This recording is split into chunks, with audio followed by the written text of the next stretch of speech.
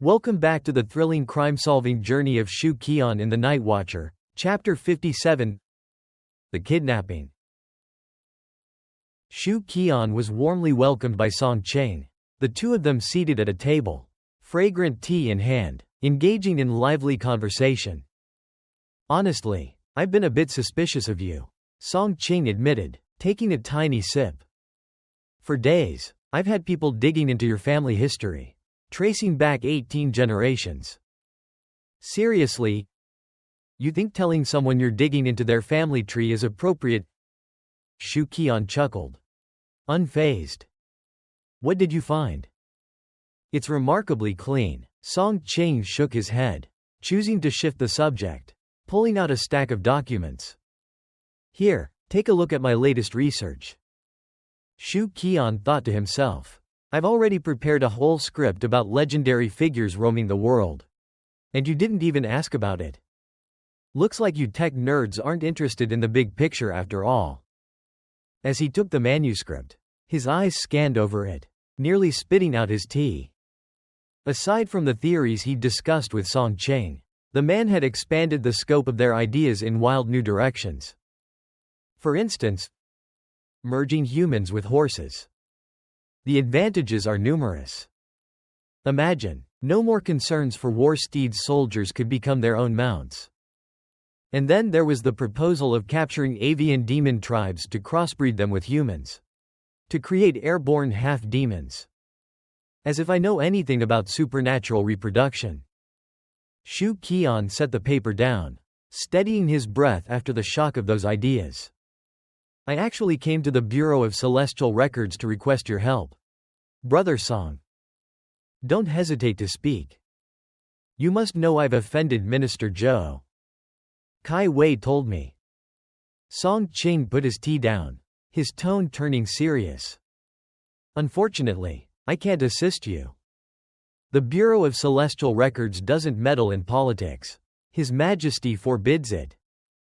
Besides, dealing with a powerful minister is beyond my reach. Please, don't be so quick to refuse. The help I need from you is quite simple." "No can do," Song Cheng directly declined. "I'm an upstanding man, honorable and scrupulous. I won't involve myself in such matters." Xu Qi'an pondered for a moment, a hint of contrition in his voice. "Clearly, I've overstepped. Let's continue discussing your grafting theories. With due respect, I doubt this idea can succeed." Song Cheng furrowed his brow, sitting up straighter. "You already know that the cat kept in the glass jar is an example of failure. Don't you? You must be baffled as to why it didn't work. A fundamental flaw. Perhaps." Leaning forward, his breath quickened as he stared intently at Xu Qi'an. "Do you grasp the reason? I wasn't part of your research, so I can't claim to know the true reason, but I can offer you a theoretical framework." "A theoretical framework?" Song Cheng's eyes widened with intrigue. "A masterful alchemist is a rarer find than some might think, and to advance in the art of alchemy, one must have solid theoretical support. Have you ever heard of the periodic table of elements?" "The periodic table? What on earth is that? How does it relate to my experiments?" A million question marks danced in Song Cheng's mind. He inhaled sharply, feeling close to uncovering the key to alchemical mastery.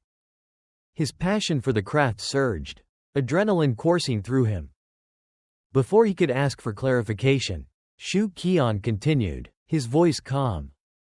"The principle of alchemy is balancing exchanges." In a noble district on Jutung Street within the inner city, the grandeur of the Yu Fu Marquis residence commanded attention. The street bustled with nobility, filled with lords and counts alike. The Yu Fu Marquis was a title bestowed upon a lineage that had risen after the power struggles of 3 centuries ago.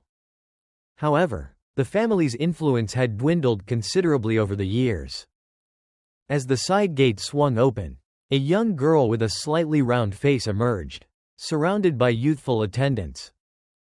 Dressed in an exquisite gauzy gown, her embroidered shoes peeked out from beneath the long fabric as she walked. At around 16 or 17, her beauty was striking. Bright, expressive eyes shone with a haughty grace that could draw any gaze. Zhang Yunan entered the carriage, and as the bearers lifted it, they began their slow journey towards the city god temple. Today, she planned to offer incense, enjoy a vegetarian meal, and chat with her close friend at the home of the Marquis of Wen Yuan.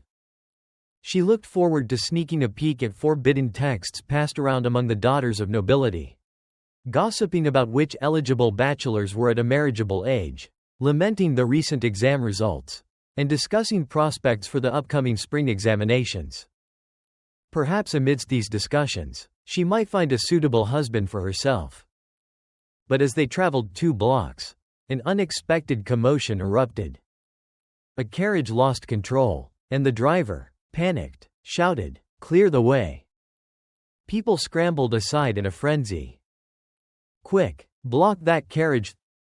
The attendants yelled in fear, hurriedly trying to stop it as they directed the bearers to steer clear.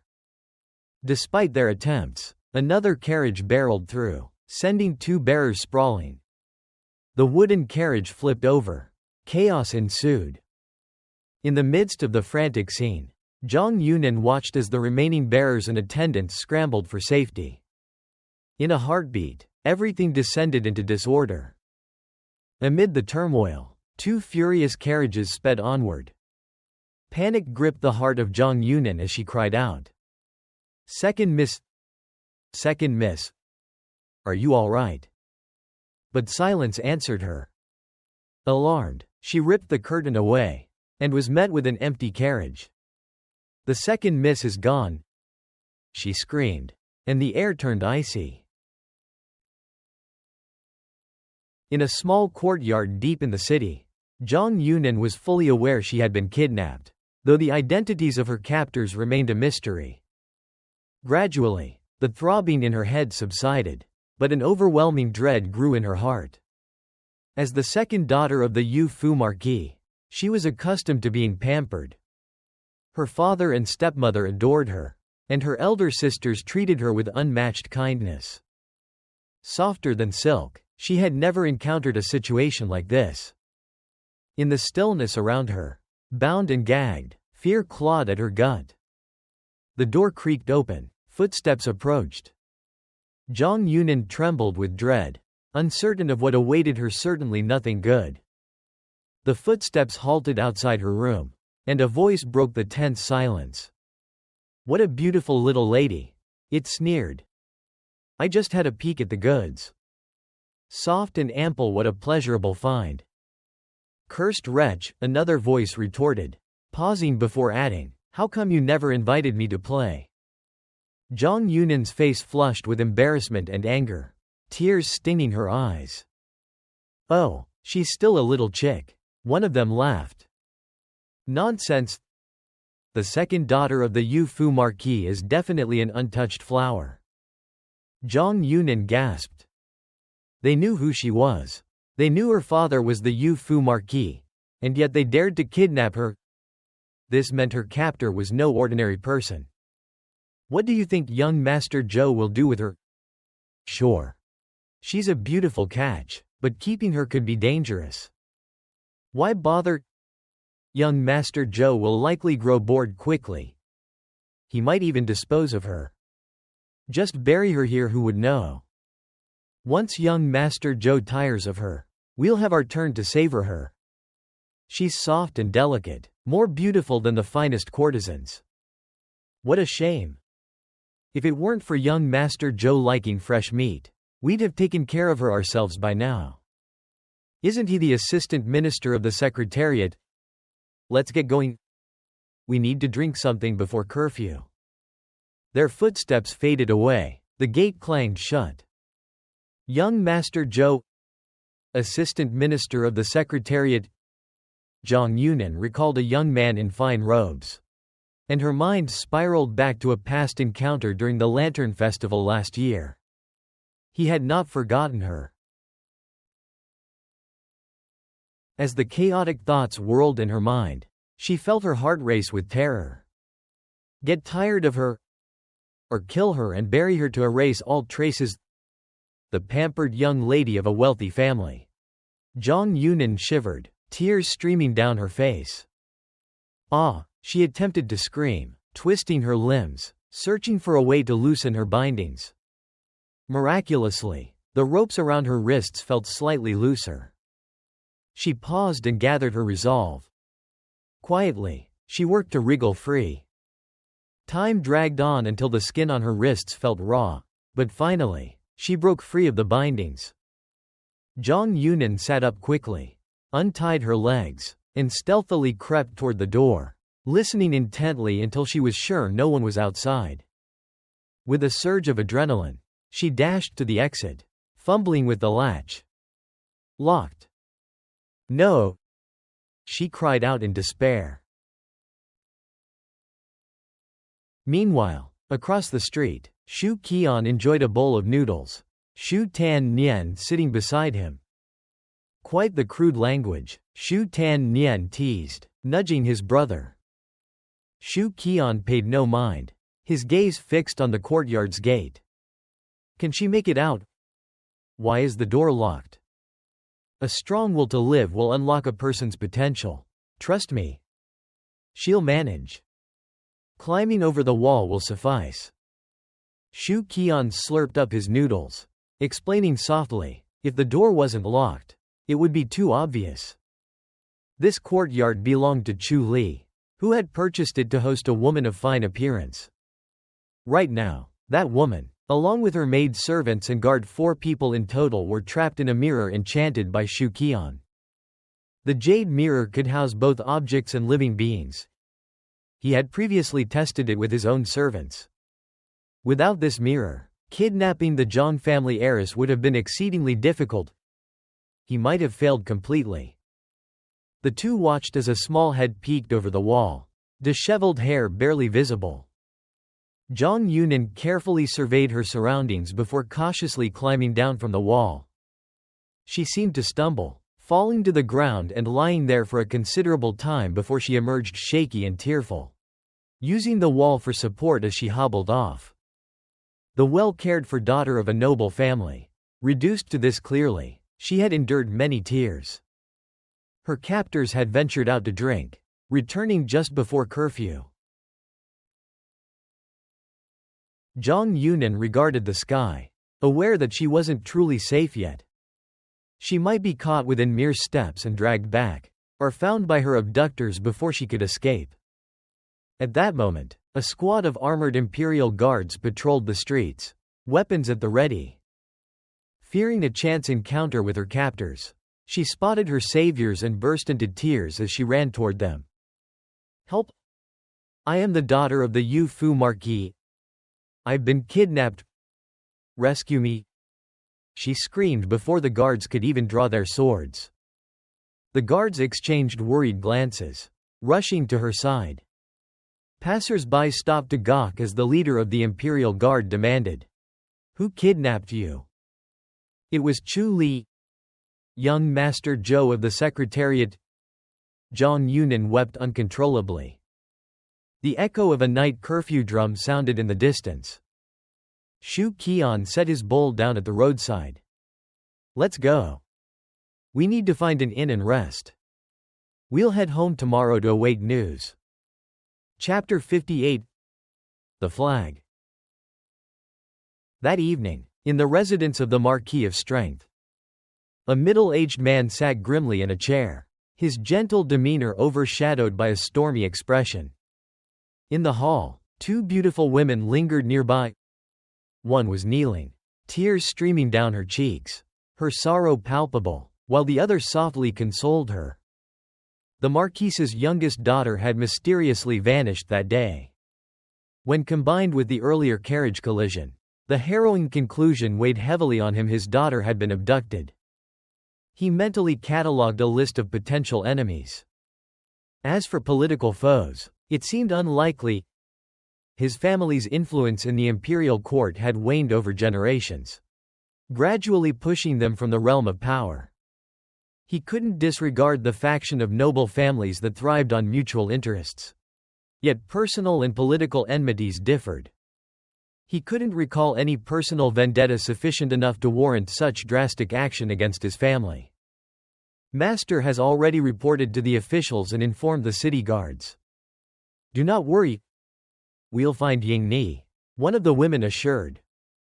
Elder sister, Yi Ni is such a fragile girl. If anything happens to her, the fear sliced through her words, a stark reflection of the impending dread. The Marquis' face grew even graver. Just then, a servant burst in, breathless. My lord, the young lady has returned. The Marquis, along with the two women, rushed to the front hall, and what met their eyes was a heart-wrenching sight. His daughter stood before them, pale and disheveled, tears still glistening on her cheeks, flanked by a cadre of imperial guards. After rewarding the guards with a generous sum, Xu Qi'an turned to his daughter, his voice tinged with anger. Yi Ni, what happened? Xu Ying Ni, wrapped in her mother's comforting arms, recounted her ordeal through sobs. It was that son of Lord Zhou who kidnapped me. He wanted to take my purity and murder me to silence me. She recounted everything vividly, her story like a blade tearing through the air, detailing how she had made her escape during a moment of inattention from her captors. My lord, you have to seek justice for us. For my daughter, her mother cried, rage quaking through her body. The audacity of the Zhou family is infuriating, the Marquis roared, slamming his palm down on the table, shaking with suppressed fury. The following day, at the eastern gate, the court officials were astonished to see the Marquis of Strength, donned in armor but devoid of weaponry, enter the royal court. Today, an unusual spectacle unfolded within the imperial palace.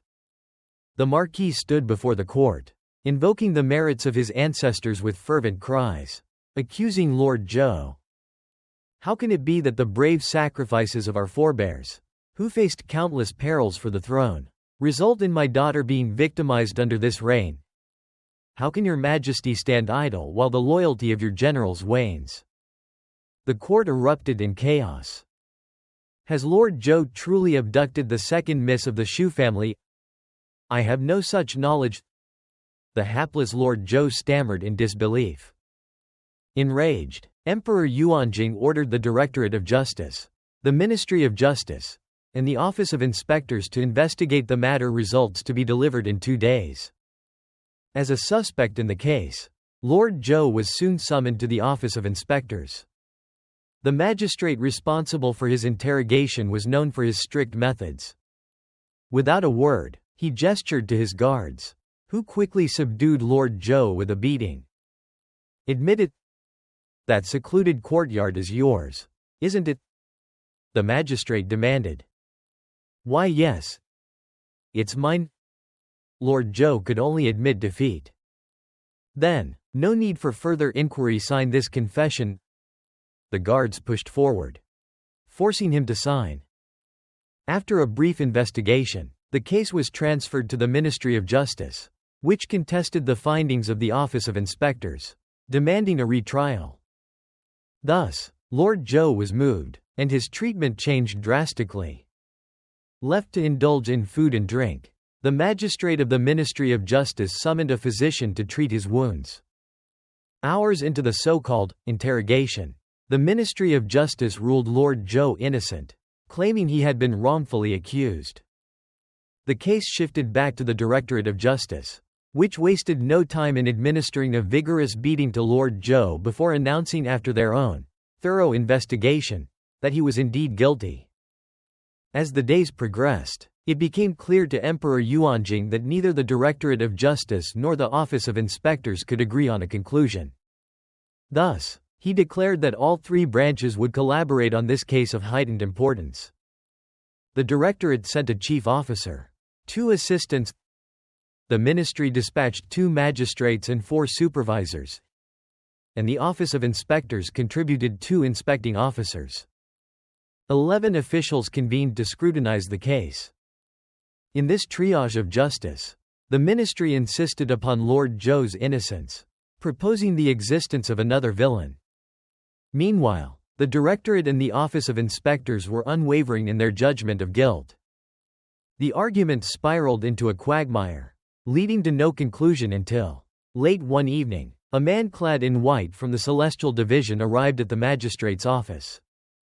On the Emperor's orders, I am here to assist in solving this case. His commanding presence drew the eyes of all. Lord Zhou, did you kidnap the second miss of the Xu family? He asked sternly. Lord Zhou shook his head vigorously. No, I'm innocent. The clerks looked intently at the figure from the Celestial Division, who boldly proclaimed, he lies. 3 days later, Lord Zhou was stripped of his position for embezzling royal funds and for raising an irresponsible son and was exiled to the southern border. As 50 horsemen thundered along the road, Xu Qi'an rode at the forefront, bubbling with excitement. News of Lord Zhou's downfall rang in his ears as Xu Pingzi pulled him and Xu Qi'an into a night of celebration. They reveled in the thrill of vengeance while basking in the relief of shedding a lingering threat. One brother turned to the other. I have a question for you, big bro, Xu Qi'an ventured. Xu Pingzi tilted his head, intrigued. Curious about why Lord Zhou was found guilty, or perhaps why the Marquis of Strength couldn't see through such a blatant frame. Xu Qi'an contemplated. I've pieced together part of it. For Lord Zhou's political enemies, whether he was indeed guilty or not didn't matter. They were simply using this chance to destroy him. And for the Marquis of Strength, this was a golden opportunity for revenge. He had been outmatched by Lord Zhou before, frustrated by a lack of allies. Now, the tide had turned, and he donned his armor to create an uproar in court. As for the truth behind his daughter's abduction, the Marquis likely has his doubts. But before he gathers sufficient proof, Lord Zhou, who has disrespected him repeatedly, becomes the palpable target. What I don't understand is how this was clearly not Lord Zhou's doing. Lord Zhou and his accomplices must have known, yet they failed to come up with a countermeasure. Do you remember why I visited the Celestial Division that day? Xu Qi'an interjected with a grin. Do you recall the title of the 8th level expert from the Celestial Division? Ah? The 8th level sorcerer. Xu Qi'an's eyes widened with realization. You see, during the silver tax scandal, the Celestial Division's sorcerers were involved in the investigation, suggesting that the current emperor relies heavily on them. Still gazing ahead, Xu Qi'an felt a surge of pride. At first glance, the ruling seems unjust. But upon closer investigation, it becomes clear there are no leads at all. Oh yes, on this front, my big brother excels. And given the fierce factional competition, this case was destined to become a tangled web. Hence, the simplest, most effective approach was, of course, to recruit a sorcerer from the Celestial Division. Xu Qi'an nodded appreciatively. So that's why you sought to win over a sorcerer. Crass? Xu Qi'an retorted, his tone sharp with feigned indignation. To a sorcerer skilled in alchemy, it's not bribery, it's a fair exchange. After a pause, he added, Tan Nian, you must remember, under this sky, the only bond stronger than blood is the relationship forged in interests. Especially in the court. No one will be good to you without reason, nor will anyone harbor unjust hatred. Even if it's a dear friend, their connection will surely benefit them somehow. When you enter the court, I hope you become a wise official, rather than a corrupt one, Xu Qi'an admonished gently. Always remember to keep your true self hidden. His plan to cultivate his younger brother into a shrewd official hinged on shaping him to think as he did. After all, raising a subordinate with differing views could prove disastrous. Gazing into the distance, Xu Qi'an asked boldly, what if I lose my way in the fog of power in the future? Then that will be your fate. Of course, if you end up a traitor, I'll clean house. Xu Qi'an joked, tempered with sincerity. Agreed? Xu Qi'an shot back. And if you become a reckless brute, I'll do the same. A feeling of foreboding passed over Xu Qi'an, as if an ominous flag had been raised. Cough. He cleared his throat and turned to Xu Pingzi. Uncle, you're the witness here. Get lost. Xu Pingzi snapped back, turning his head in exasperation. Are you trying to drag me into your family squabbles? Thanks for listening till the end. If you enjoyed it, don't forget to subscribe so you won't miss the next chapter.